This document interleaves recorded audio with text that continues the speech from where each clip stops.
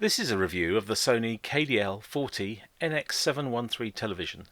It's an active 3D TV, and as a result, in the box you get two sets of 3D glasses in this attractive velvet pouch. The glasses take a single coin cell battery. The TV is from Sony's monolithic design ethos, and as a result has a single sheet of glass covering the entire front of the television. But this can cause problems, as you can see, in a room with a lot of ambient light. The remote control takes some design cues from the television. It's rather slab-like in appearance, but if you take a look down the centre line of the remote, it's also concave. It has 4 buttons along the top to allow power control for 3 other devices, so it acts like a universal remote control. If we turn it over and look at the other side, it's only got a single power on-off button here, and if you want to change the batteries, you need to slide up the entire back cover to reveal the battery compartment. Let's have a slightly more detailed look at the remote control. There are 4 buttons that allow you to power on and off a Blu-ray player, DVD player and amp, and the TV itself.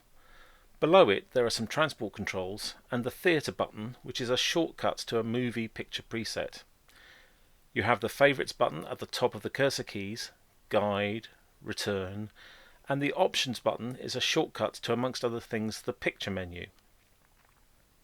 Then, as we go further down, we've got the standard numerical keys, the volume up and down, program up and down, a mute button and a shortcut to the audio settings.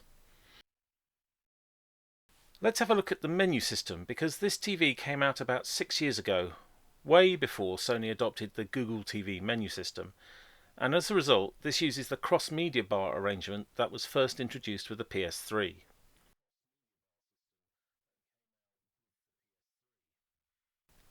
If we look at the inputs, you have 4 HDMIs, 2 on the back facing inwards and 2 at the side facing outwards.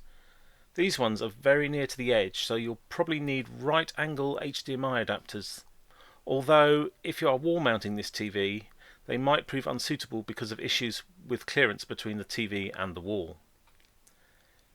Here's the external input menu, and of course you can select these using the input button on the remote control as well. You have 4 HDMIs, composite component and even VGA, which is now very unusual on television, a connection which has been dropped over the years. Let's now go and have a look at some other settings. First, I'm going to turn off the tone which accompanies every single remote control key press. Now let's go back up into the system settings.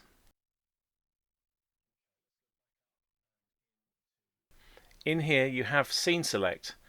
This lets you choose from a number of different presets for brightness and contrast, etc., based on the signal that the TV is being fed.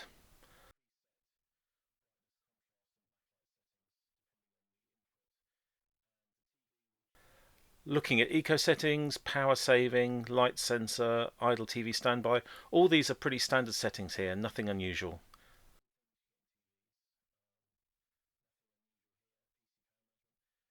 In clocks and timers you can set the time, daylight savings, on timers and the sleep timer. And in general setup, nothing unusual in here. Quick start, if enabled, means the TV draws more power whilst in standby, but will start up quicker when coming out of it. Here's the logo illumination setting. I usually switch this off because it can become distracting in a dark room, but it's just as easy to switch back on again. Let's now have a look at the display settings. In the picture menu, lots of different things you can control here. As you can see, it's in sports mode because that's what I just chose, and you can apply the settings to each individual input or across all inputs at the same time. You have the normal range of picture controls here, backlight, brightness, etc. Then the noise reduction options, I usually switch these off.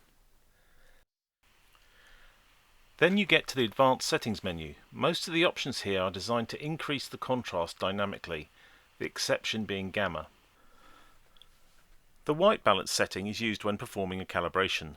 You might not think calibrating a TV is worth it, but it can make a huge difference depending on how the TV is set out of the box. There's a couple of 3D settings here. Does it switch to 3D automatically, and will it warn you? Let's look at the screen settings menu. Most of the things here are to do with aspect ratio, but the key thing is the display area setting. Most people get this wrong. In fact, it's set incorrectly when you switch on the TV for the first time. This TV needs to be set at +1, otherwise if you have a 1080 source, it won't be correctly matched to the 1080 pixels on the display, and you'll get a slightly fuzzy looking image.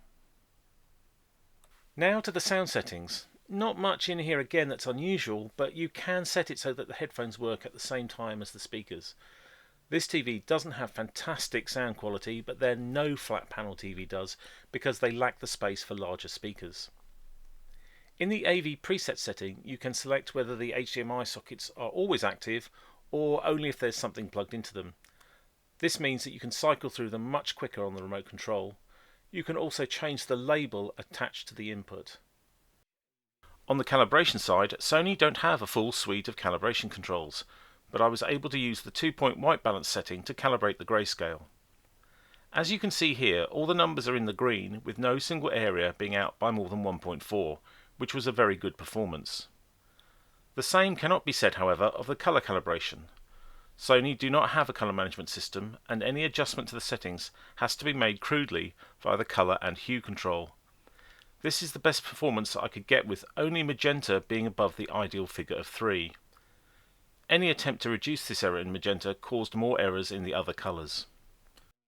Overall, this is a very good performing television. It does have some undefeatable motion interpolation when watching 3D.